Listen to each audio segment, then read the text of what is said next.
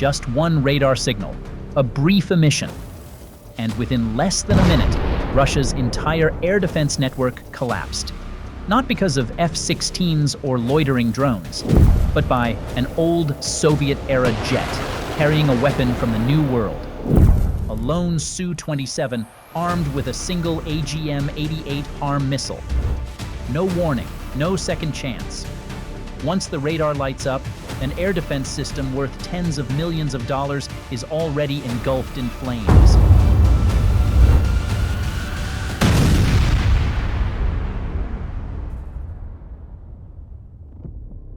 At 2:12 p.m. Kiev time, June 2, 2025, an Su-27 belonging to Ukraine's 39th Tactical Aviation Brigade takes off from a forward airbase in Poltava.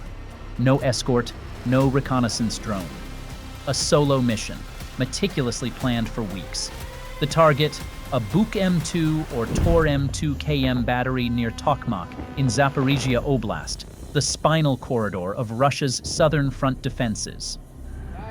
This SAM system protects the main supply lines between Melitopol and Tokmak, a command post in Orikhiv, and armored formations holding the buffer zone against Ukrainian counterattacks.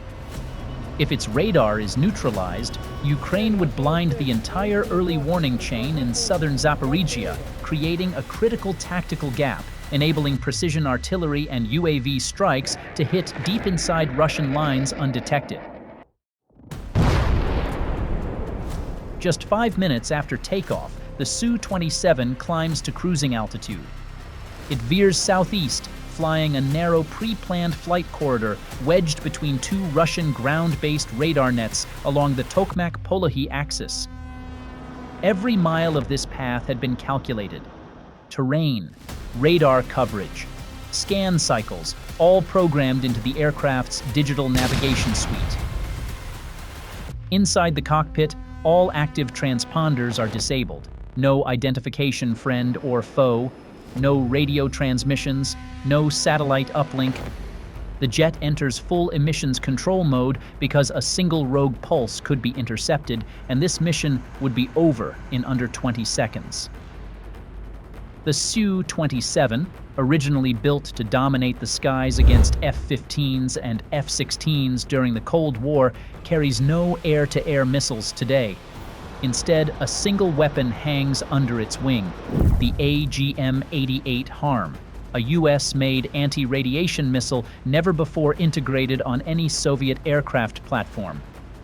On the HUD, the target isn't a coordinate, just a 5 square kilometer suspected area near Orikhiv, where intelligence has pinpointed a likely Buk M2 or Tor M2 KM protecting command lines and frontline armor. The moment a radar in that area starts emitting, the HARM will lock on, trace the emission, and strike before the operators even understand what's happening.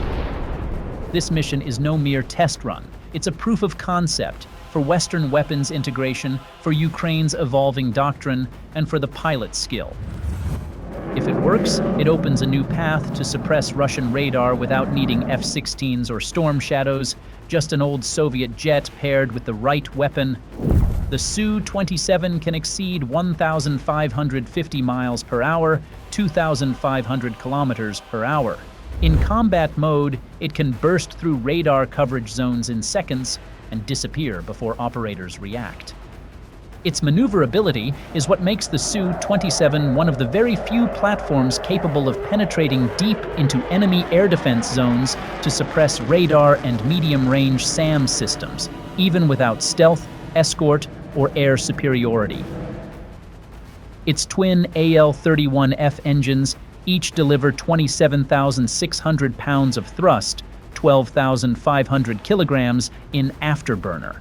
Fully loaded with fuel, ECM pods, and the HARM missile, it can still cruise at 560 miles per hour, 900 kilometers per hour, at altitudes up to 59,000 feet, 18,000 meters. The Su-27's signature internal fuel tanks, embedded in the fuselage and wings, allow it to carry 20,700 pounds, 9,400 kilograms, of fuel without external drop tanks.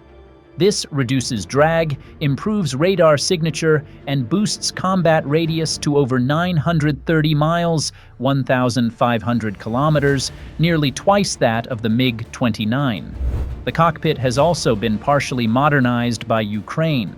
Instead of outdated Soviet avionics, it now features next-gen HUD multifunction display panels, GPS military-grade navigation, passive radar detection, radar warning receiver integration.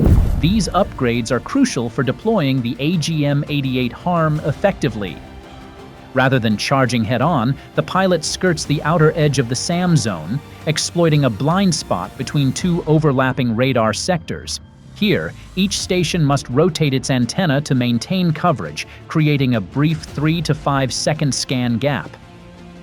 Those seconds are golden, enough for the Su-27 to slip through. At 2:34 p.m. Kiev time. After 20 minutes of terrain-hugging flight along eastern Zaporizhia, the Su-27 nears the red zone. Ahead lies a Russian air defense kill box, Buk M2s, Tor M2s, KMs, and auxiliary radar systems. Every pulse of energy could mean a lock-on. There's no decoy drone, no bait aircraft emitting false signals. This is not a textbook NATO SEAD operation. Ukraine plays it differently. Minimal footprint, maximum impact. The key, one AGM-88 HARM, pre-programmed to hunt radars from standoff range. It's called the Radar Killer. At 13.5 feet long, 4.1 meters, and 794 pounds, 360 kilograms, the missile travels at 1,525 miles per hour, 2,450 kilometers per hour. Unlike cruise missiles, it doesn't need active guidance or radar uplink. It hunts emissions. The more a radar transmits, the faster it dies. Even if the enemy shuts down the radar mid-flight, the HARM still tracks it via inertial navigation and signature memory. With a single switch flip, an entire radar station can vanish in under 40 seconds. At 2:35 p.m. Kiev time, a brief flash blinks on the SPO-15L radar warning receiver at the 1 o'clock position. The first signal has appeared, a medium-range radar pulse, scanning every 3.2 seconds. This waveform suggests semi-active surveillance mode, not yet targeting, but actively sweeping airspace. Likely a Buk M2 or supporting radar unit. In that moment, the pilot knows the Su-27 is being watched. No more time for hesitation. Just two options, fire or turn back. And the Su-27 does not turn back. The pilot dives to 3,940 feet, 1,200 meters, hugging the terrain, slipping into the radar's ground clutter zone, where surveillance beams struggle to track. Simultaneously, he activates the DSEI-3 ECM pod mounted under the left wing, a passive jamming system developed by Ukraine. It works like a mirror, distorting and reflecting incoming radar pulses instead of emitting signals. The effect? Like throwing stones into a still lake, the radar screen becomes a blur of echoes and ghosts, confusing Buk operators who can no longer distinguish between real targets and decoys. On the HUD, guidance data flows line by line. Optimal launch angle, 27 degrees. Range to target, 38 miles, 61 kilometers. Airspeed, 506 miles per hour, 815 kilometers per hour. The radar warning continues, which is a good sign. The target is still emitting, unaware it's about to die. The AGM-88 HARM is switched to semi-active mode, now relying on the Su-27's sensors to lock onto emissions and calculate an intercept trajectory. Only one step remains: flip the switch, launch. At 2:36 minutes and 22 seconds p.m., the pilot gently tilts the control stick to the right, stabilizing the jet. He holds the line for 3 seconds, awaiting hard lock. At 2:36 minutes and 27 seconds, target acquired. He presses the fire button. the HARM missile leaves the rail with a tight corkscrew climb, locking onto the emission source 36.8 miles, 59.3 kilometers away. In just 48 seconds, it accelerates to 1,600 miles per hour, 2,573 kilometers per hour, slicing through the atmosphere like a supersonic arrow. On the ground, inside the radar control cabin, operators are still trying to make sense of an unusual echo flickering on their screens. A strange reflection, a shimmer on the spectrum. Only a few seconds remain, not enough to react.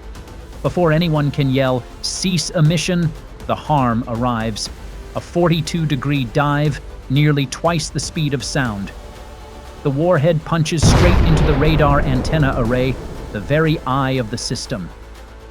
At 2:39 p.m. Kyiv time, a blinding flash tears through the radar dish. 0.4 seconds later, a chain of secondary explosions rocks the entire area.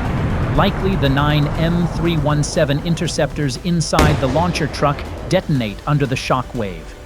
From 20,000 feet, 6,000 meters away, an optical sensor aboard a recon drone, flying 9.3 miles, 15 kilometers away, records everything.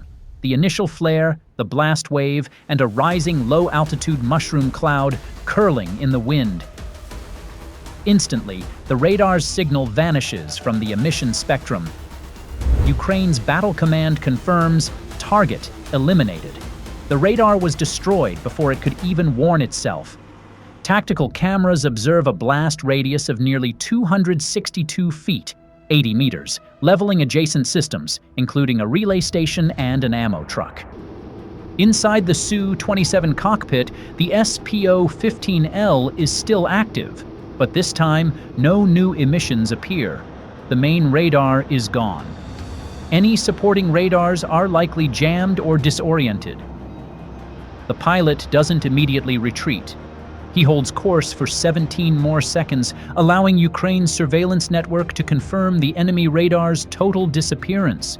Then he drops to 2,460 feet, 750 meters, flying terrain-following mode through the eastern Zaporizhia hills.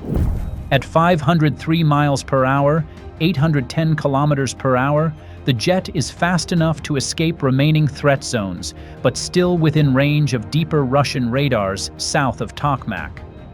32 seconds after the explosion, a new radar pulse appears at 2 o'clock, 15.5 miles, 25 kilometers from the original target. It's the P-18 Malachite, a long-range Russian surveillance radar deployed as a fallback layer beyond the primary SAM lines. It's trying to scan the airspace that was just lost, unsure if this was a lone strike or the start of a larger campaign, but it's too late.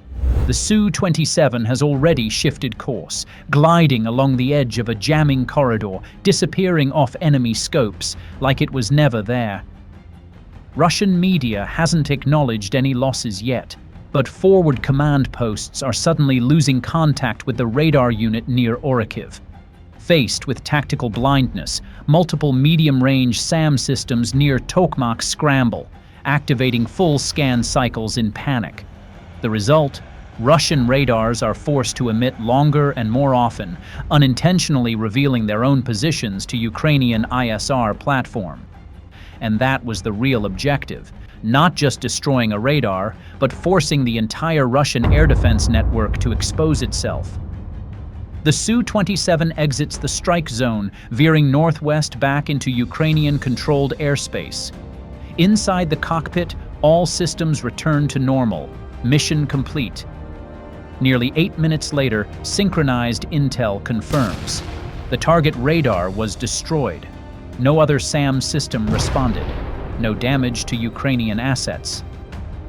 The Su-27's strike didn't wipe out all of Russia's air defense, but it shattered the myth that their frontline systems could react in time. A fully supported SAM system, protected by interceptors, failed to counter a single missile. This wasn't just a technical loss, it was a psychological fracture, forcing Russia to reassess its frontline air defense doctrine: when to scan, where to scan, and how to protect their radars. From now on, every time a Russian radar switches on, they'll have to ask, is a harm already headed our way from somewhere we never expected?